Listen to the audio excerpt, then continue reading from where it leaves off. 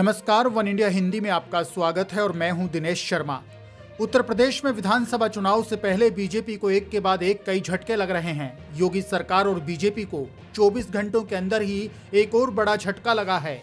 स्वामी प्रसाद मौर्य के बाद योगी सरकार के एक और मंत्री ओबीसी नेता दारा सिंह चौहान ने इस्तीफा दे दिया है। ऐसे में अब कल से अब तक बीजेपी के 6 नेता अपनी पार्टी से नाता तोड़ चुके हैं। मऊ जिले की मधुबन विधानसभा सीट से विधायक और योगी सरकार में मंत्री दारा सिंह चौहान ने राज्यपाल को भेजे अपने इस्तीफे में योगी सरकार पर दलितों, पिछड़ों और युवाओं की अनदेखी का आरोप लगाया है।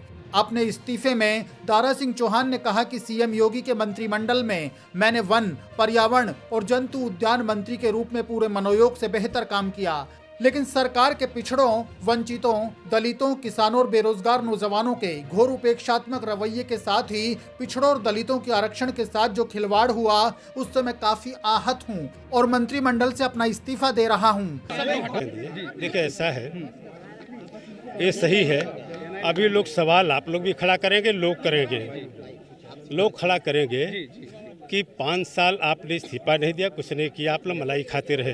लेकिन मैं कहना चाहता हूं, 5 साल तक जिस पिछड़े, जिस दलित, वंचित, उपेक्षित लोगों के सहयोग, आशीर्वाद से भारतीय जनता पार्टी की सरकार बनी, वो 5 साल तक उपेक्षित रहे, लोग मलाई खाते रहे, लेकिन उनको कोई कुछ भी नहीं मिला, उनको इंसाफ, न्याय, सम्मान नहीं मिला।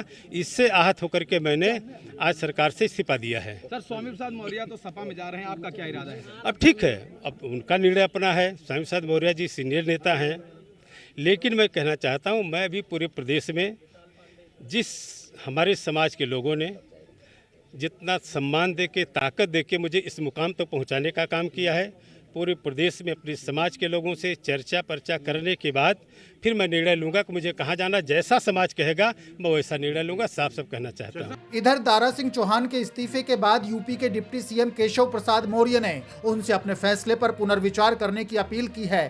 डिप्टी सीएम केशव प्रसाद मौर्य ने कहा कि यदि परिवार का कोई सदस्य भटक जाए तो दुख होता है। जाने वाले आदरणीय महानुभावों को मैं इतना ही आग्रह करना चाहूंगा कि डूबती हुई नाव पर सवार होने से नुकसान उनका ही होगा। आपको बता दें कि दारा सिंह चौहान बीएसपी और सपा में भी रह चुके हैं। वे सबसे पहले बीएसपी से एमएलसी रहे थे, इसके बाद वे राज्यसभा भी पहुंचे।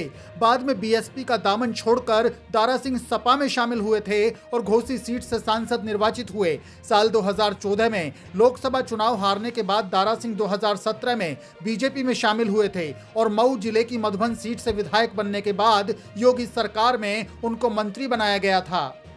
आपको बता दें कि इससे पहले योगी सरकार में श्रम मंत्री स्वामी प्रसाद मौर्य ने इस्तीफा दिया था।